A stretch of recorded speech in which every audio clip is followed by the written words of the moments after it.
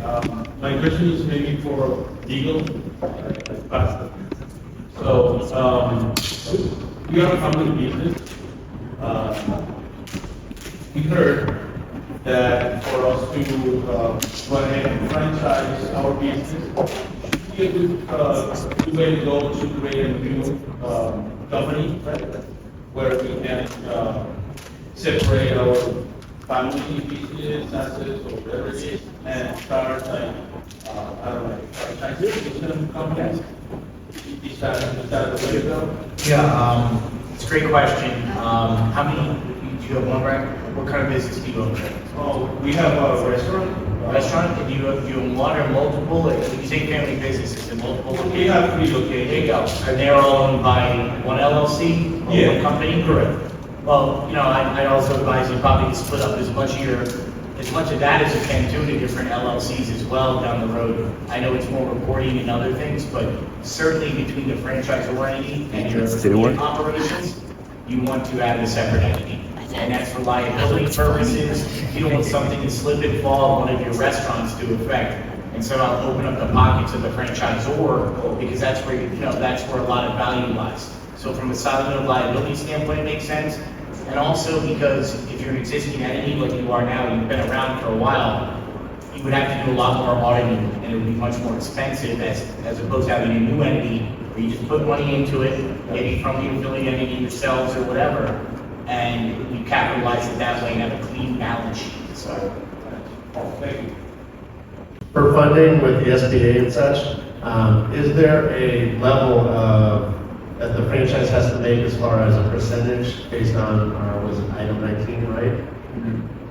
That allows us to get an SBA versus it has to get a certain minimum? Meaning like, does it have to be a 10% profit margin, 20% profit margin? Yeah, the simple answer is no. When you're applying for an SBA loan, they're going to look at your personal credit, your personal business experience much more than the franchise itself. Okay. So there's no minimum percentage that they have to be profitable or even profitable, quite frankly. They're going to be looking at that anyway. So if we did deduct a lot of things, and tax return didn't look so good last year, but we want to franchise next year, it has to get so many things. yeah, great question. We can be, I think it's a large tool, probably what your attorney says will be compliant. I feel like my experience has been always trying to be on the cutting edge and be creative in the way you present information. But if I understand that you can't pull out the stuff that you maybe, your golf trips or your meals and entertainment, and it might also be things where you're spending money on franchising that in your affiliate. So with the P&L, you just stop it earlier. But just understand that I wouldn't do that too long. You gotta understand whether it's what you're doing or is the model not right yet. I think that's important too. Because the bottom line is it has to be reasonable, which is a very gray area, but it's a legal standard. It has to be reasonable for inclusion in the other 19. So I would only show as much as we have to, but only if you think, I don't want to show $1 million in sales and you're spending $50,000 a month in advertising without saying that if you're only asking the franchisee to spend $5,000. That's what I'm hearing, basically, make it marketing wise, sound right on that. Okay, you're gonna do all the add backs you want. Any personal expenses you're running for the business, you want to do add backs. You want this to look as good as possible. This isn't going to the IRS. This just allows you to talk to a franchise candidate about reality of what kind of revenues and profits they can make from the business. Even though, like I said earlier, maybe the model you're running will be exactly the same as the one the franchisee's running, you can have disclaimer comments regarding that, and you can explain what might be different from the way your numbers look from the way theirs might look after a few years. Council wishes to add to an extent. Remember, you're right, the item 19, you don't need to disclose all of your financials. You have a wide latitude in what and how you want to disclose, as long as you describe the methodology by which you are disclosing. So for example, let's say you run $1 million business and you did 200 jobs. You could say that your average job for us $500. So there's a lot of different ways that you can slice and dice the numbers. You know what I mean? So so if you're writing off all of your MAR tabs, that's okay, but you don't need to put that in like what we do. Just remember what you put in there is what you can say, nothing else, you know, including, like my cost of goods is 30% of what I do. If that's not in the FDD, you would say 30% of your gross, that's an earning. Not just giving them a number, giving them a hard time. We won't get into the details, but talk to your attorney about it, but you can come up with the right spread. But you can put in 30% cost of goods for like plumbing, fittings, things like that, and then the reader would deduce what it is. You know what I mean? So this is why if you have a good attorney, he's a great one, then they're gonna say, well, what about this, what about this? So that all of those things that you probably shouldn't be writing off, but everybody does, don't ever appear. Question? Oh, come on. Hey, Dustin, why don't you kind of take them through your process on what you do, how you gather leads, how you identify the types of models that might be a good fit for them, and how you start the process working with the franchise? Well, you know, we live in a great age, great time. It's an amazing time to be in franchising, and that's because, like, right before I got on this panel, I got a call from a friend of mine that I've known for like 15 years. He got laid off, got a job, worked for 4 months, and then they closed his department down. And he just called me, he's like, I'm fed up with it. And I was looking on LinkedIn, I saw you're in franchising, like, maybe it's time for me to do that. There are so many people in corporate America right now who are ready to get out, and there's never been a better time to franchise. And what we do as consultants, first and foremost, is we reach out to those people that we feel like have certain skill sets and abilities to be successful entrepreneurs, because we all know not everybody's cut out for it, right? Not everybody should do this. People who are lazy shouldn't do this, like Nick's toilet paper analogy, which I thought was great. But for the ones who do, we seek those people out and we invite them to have a conversation on what entrepreneurship would be like. And for a lot of people, whenever I talk to them, they say that they've been looking to do something for a long time, but they just didn't know what to do, or where to start, or how, you know? And so we as consultants start connecting those dots for them. And franchising is a great conduit to do that, because like we always say, you know, you're in business for yourself but not by yourself. You guys as franchisors are providing support to these franchisees to help them build their business, and they are buying into your model because it's proven to be successful. They're on third base, and a base hit hits them home, right? But they still have to have some innate skills to be able to do that. So through a series of questions, and I'll get a little bit faster. You know, to shorten that down, we want to understand what qualities they have that make them good at one particular type of business over another, right? So we start with a very broad, like, if you're going to be in business, what would you be looking for? What are some interests that you might have? What do you want to invest? What do you need to make? Where's the business going to be located? Blah, blah, blah, blah, blah. We put together a framework to know what they're looking for. We find it, and we bring those people to you. Now, one of the great things about being in the FCC and being connected with Nick and Franchise Genesis and all of that is, for a lot of you who are emerging franchises, the challenge that you face is getting that first franchisee, right? And then the second and the third. Like, getting started is so difficult in franchising. And I laugh when people who have franchise experience talk about how, you know, they go, you know, they sold all these franchises. Well, they come into a company and it's already got 50 units. They're going from 50 to 100, 150. That's a totally different ballgame from where a lot of you are in this room, trying to go from 0 to your first 10, right? That's where this ecosystem of sister companies that Nick has put together is really leveraging all the different things that you're going to need to be able to make this successful. Because for us as consultants, if I'm working with a client, I take it extremely serious, because this is their life savings in a lot of cases that they're investing in a business. I'm not going to go randomly pick out of 4,000 franchises, 4,000 plus franchises out there, one that's never sold a franchise before, and introduce a client of mine to that company. okay? But when I know that they've gone through franchise genesis and they've been properly counseled legally, and they've got a good FDD, and they've got an operations manual, and they know like what they're getting themselves into, and they're well prepared for that. And then I see them at the expos, and I see them, you know, regularly. I've seen you a handful of times. Matter of fact, I'm meeting your place next week. But anyway, so then once I get to know these companies, I can say to someone, look, there's this company out there, they haven't sold any franchises, but you should look at them for X, Y, Z reasons.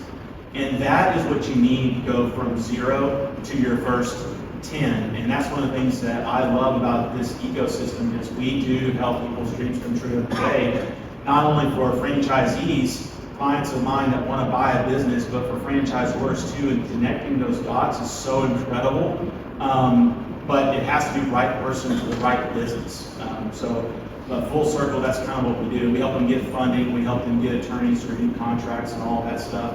But we're also working with you guys as franchisors to make sure that the person that you're about to award a franchise to is going to be who you think that they are too, and to help them know when to say no sometimes. I think another important thing is the frickin' frack that goes on afterwards, right? They're going to talk to the candidate after you've been speaking with them. They're going to find out maybe some concerns or red flags that they're not telling you. So he's able to give you this information back and forth. They want their candidate to buy a franchise, and they're going to introduce you to several, right? But they're going to help you to either eliminate that individual or help get them across the finish line for it. They're part of your team. If I could, you touched on something really important, and Dustin, by the way, was Rookie of the Year in his first year, so the highest honor that we can bestow. And that was years ago. And it's continued to go. So I don't want you to think he's a rookie. There's different types of buyers, and a lot of times people that are launching franchise think, why would anybody buy my business, right? It's brand new. When they could buy a Roto-Rooter or a McDonald's or whatever. But there are a lot of people who that's important for, but there's also a lot of people who say, I want to be next to the founder, because they know that the founder is going to take such good care of them because it's their first franchisee, and they are going to do everything in their power to ensure that they succeed. And candidly, that's a lot more valuable, in my estimation, to any franchise buyer, to be able to be right next to the founder who is going to work with you to build that, just like he built his or her business. So there's a wide range out there. So don't just think just because you just started, there are not buyers out there. There are. And like we talked about earlier today, you have prime territory available where a lot of your competitors don't. They're sold out in a lot of the major markets. Next question. Oh, here. Are we able to go to your Dustin, your team that you're with, and go educate them on what our franchise is directly? Dustin, go through when they sign up with SEC, the whole process before that happens. The main thing that you want to know, Clay, is that this is a relationship business. Nobody is going to be sending their clients to you unless they know you, right? It's the reason why it's important to go to these franchise expos. It's the reason why it's important to go to these conferences. It's the interaction. I'll tell you a quick story about that. My first year in the FCC, I went to my first conference, and there was a franchisor there that went through Franchise Genesis, who's, by the way, has been incredibly successful. But he was getting started in his franchise journey as a franchisor right about the same time I was getting started as a consultant. And we're sitting there in Paradise, and we're just chatting back and forth about his business. And as I got to know him, I really started to, I came away thinking, you know what, I feel like if I refer a client to this guy, push come to shove, if he had to get on an airplane and fly to that market and roll his sleeves up and do whatever he had to do to get that franchisee successful, that he would do it. That was my impression. And this was an assisted stretching franchise, which I don't know jack about, or didn't know anything about that business. And it wasn't 2 weeks after we got back from that conference, I had a guy, and we were on a consultation, that said, "What do you know about assisted stretching franchises?" And I said, "I know just the one." And I turned him on to him, and since then, I think the first year he sold 12 franchises, and I did 10 of those 12 units in the first year. And it was all 100% relationship based. And again, I go back to this network and why that's so important. So yes, we want, as consultants, if you were coming to the expo tomorrow, we want to know everything there is to know about your business. Like, I live in the franchise matrix all the time, and I'm always, like I said when I got here, I'm looking for what business is going to be the next hit, and how can I be the first one to let my clients know about it, but to be able to deliver your value proposition the same way you would, and tee up somebody for you, where when you have that first conversation with them, they've already basically are sold on the business, at least sold enough where they're anxiously awaiting an opportunity to speak to you about it. And the only way that can happen is if there's a good relationship there. And that's what we want as consultants. So once you sign up with FCC, and remember, your first year is for free, there's a launch call. You're going to be on a Zoom call with Nick and others, and all the consultants are invited. And you're going to go through what makes you different. You're going to have a presentation structured to introduce them to you and your brand, the history of the brand, what makes you unique, what makes you different. And then they all get the 2-minute drill that I told you that we're going to prepare for you. And once a deal is finally done, like everybody gets blasted out, everybody finds out about it. They're all going to be calling Dustin. Tell me about it. Tell me about this brand. I haven't even really heard about them yet. Right? I was on the presentation, but since they didn't have any franchisees yet, I really wasn't interested in them. So all of a sudden, you are going to be well known within FCC to all the consultants what makes you different and why Dustin brought his candidate to you and what helped close the deal. Like 150, 175 consultants. How many what? Consultants, 192 in the United States and 16 countries. We do launch calls when we bring new companies in, Monday through Thursday, 12 noon to 3 p.m. Eastern. We have an intranet platform that all of your information goes into, and it's all coded so that consultants can find it based upon 70 different variables that we track. Upper range, lower range of cost, item 7, item 19, item 12, so on and so forth. We have every Monday a town hall meeting where all consultants dial in. We go over all the deals that happened in the previous week. Every Friday at 12, I do one today, we call it Lunch with Nick, where we do case studies on different businesses that are going and growing. The conferences that Dustin was talking about, we do 2 of them a year in January and June. Always somewhere warm and beautiful. The next one is a cruise to the Caribbean, January 16th to the 19th. Probably have about 300 people going there. The purpose of these is to get franchisors together with our consultants, do exactly what Dustin was describing, to get to know each other. Our belief at the SCC is when people become friends, they do business together. So all of our activities, formal and informal, that are structured, are designed to bring people together, and then our platforms that we've invested a lot of money into over the years are designed to be able to get consultants the information that they need qualitatively and quantitatively to then be able to make recommendations to clients. There's a lot that goes on at the FCC to make sure that we find you the perfect franchisee for your business. Because if not, then you're not selling a franchise, we're not making any money.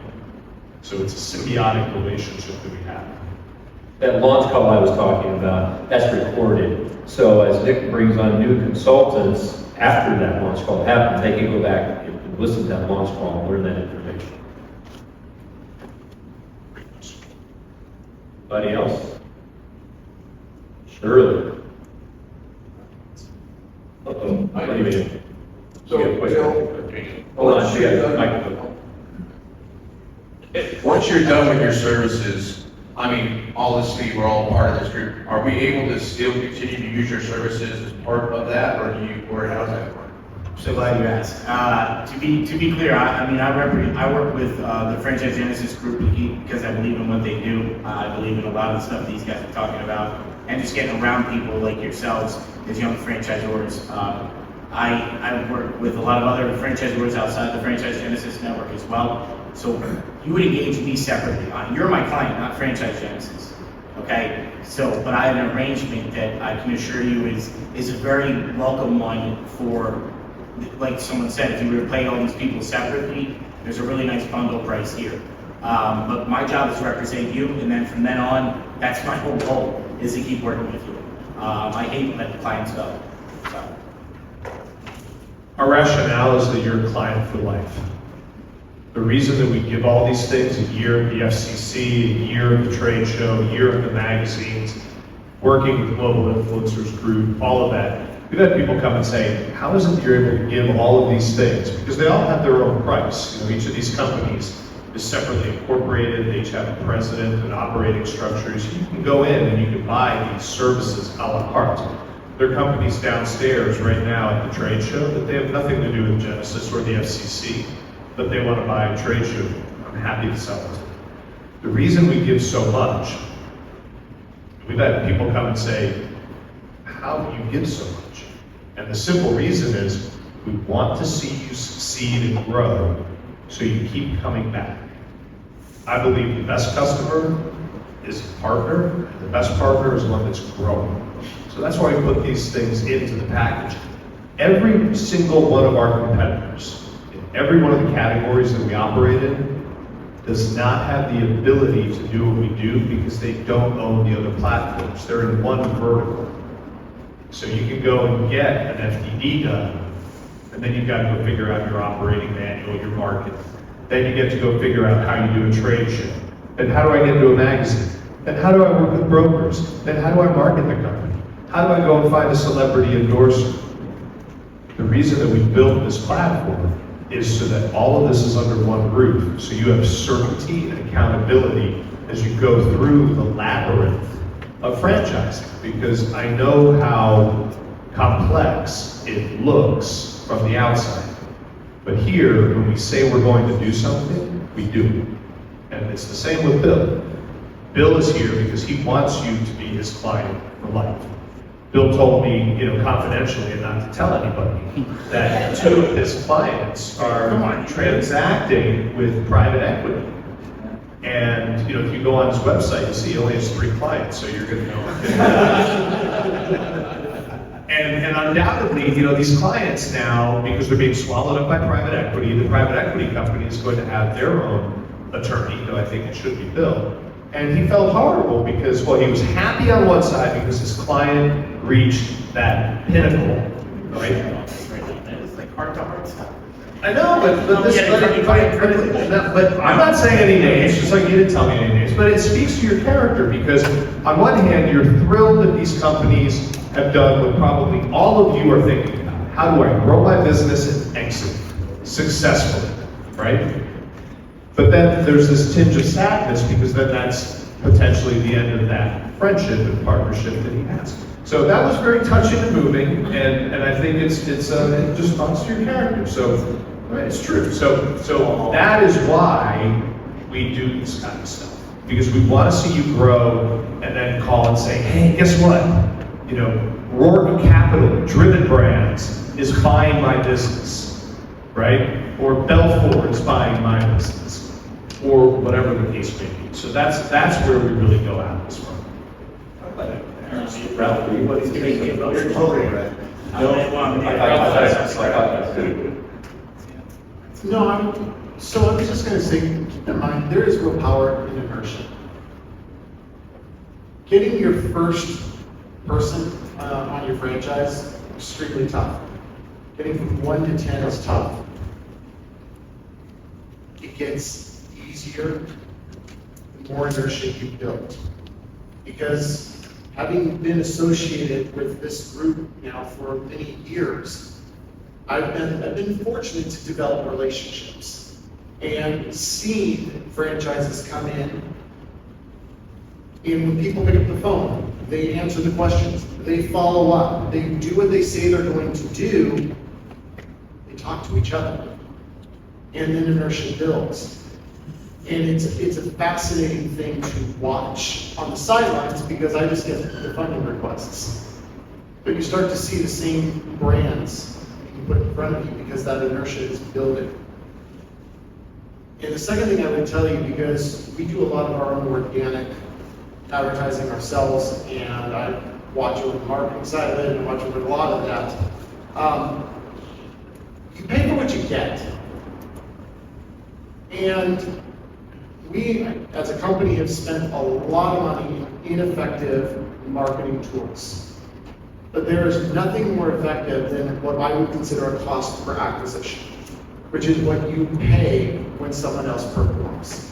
And that is by far the best method of acquisition and the best method of marketing.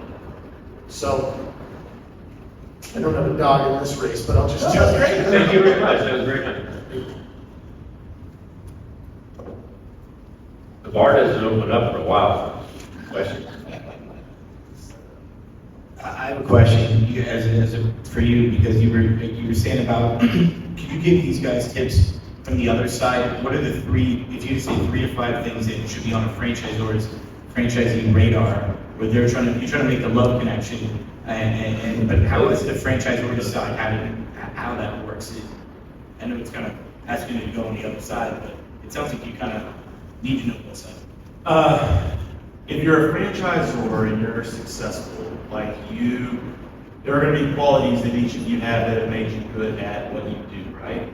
So, I've heard a couple of comments about like doing a personality test or business assessment, stuff like that. That may be something that you want to implement, and it could be different for each and every one of you, like what's going to be the best, best franchisee. But there's a lot to be said about the connection, right? Like these people are going to be your business partners. So sometimes they look great on paper. They got a high net worth, they got a ton of cash in the bank, they're in a prime market, but they're assholes.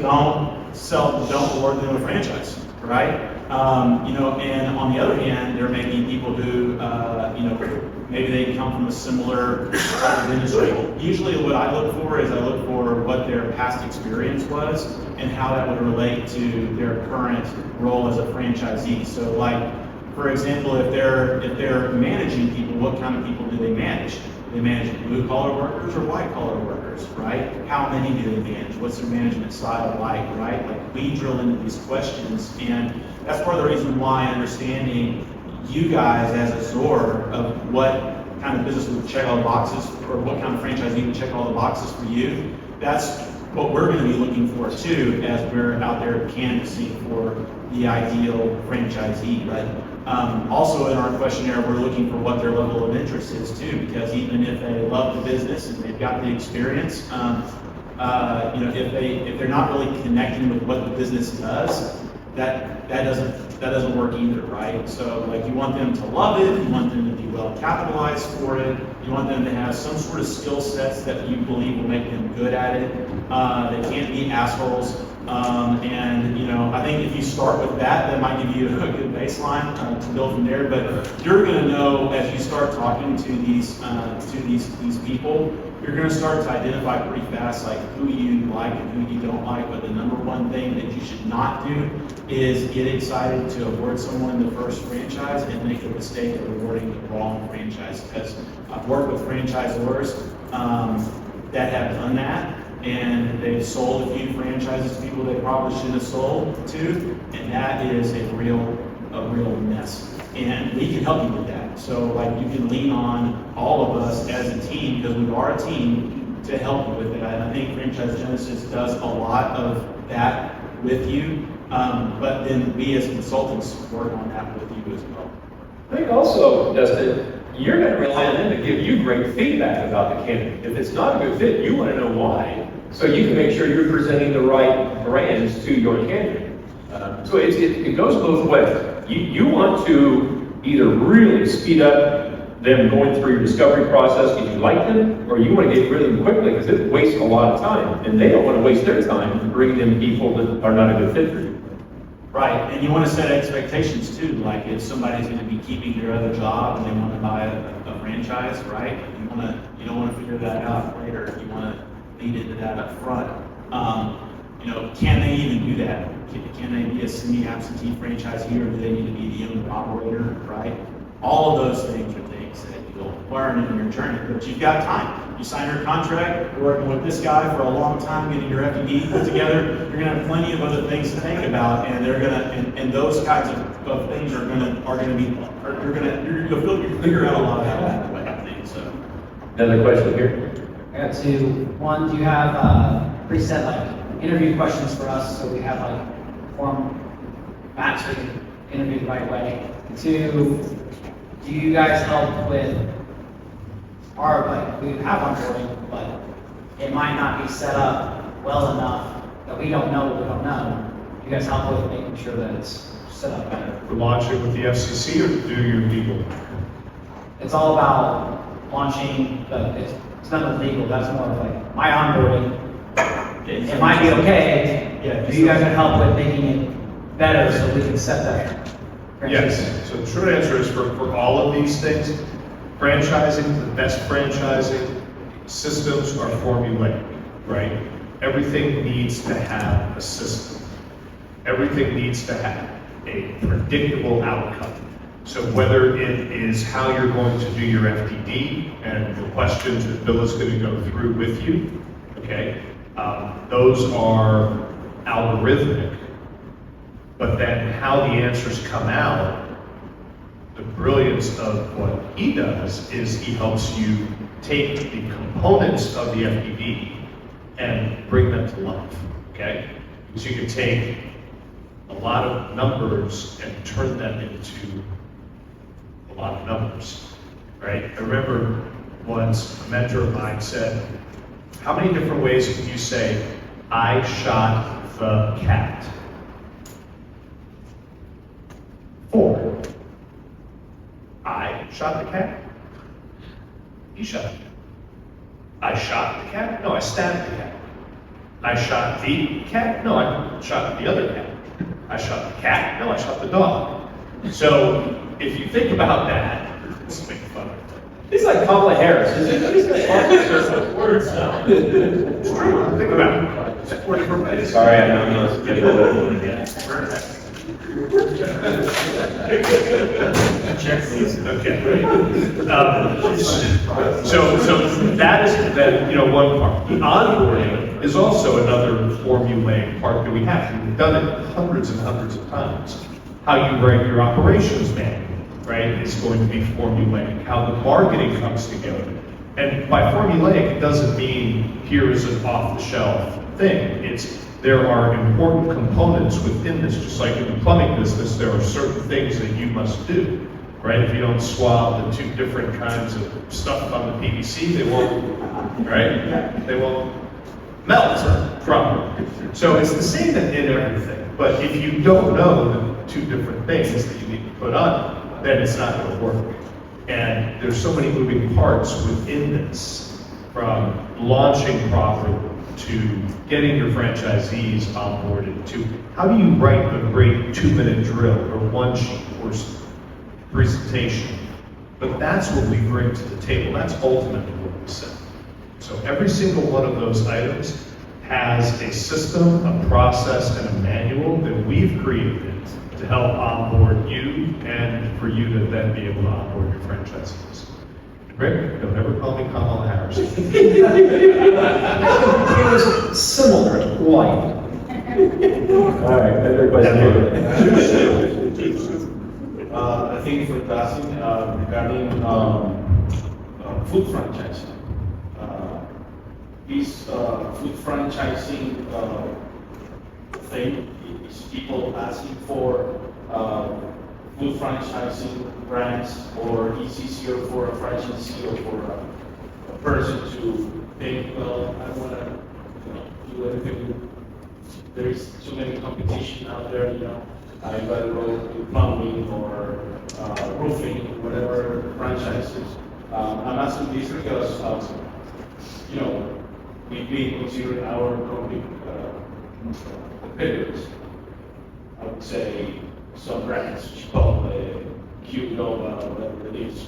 And it seems, obviously, a franchisee, I would say, it's a very competitive market going through, food franchising or franchise brand.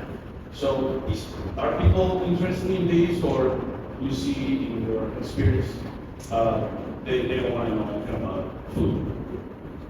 What's the latest stat, Nick? Isn't it like 41% of all franchises are food? 30%? 41%. Oh, Nearly half of all franchises are food.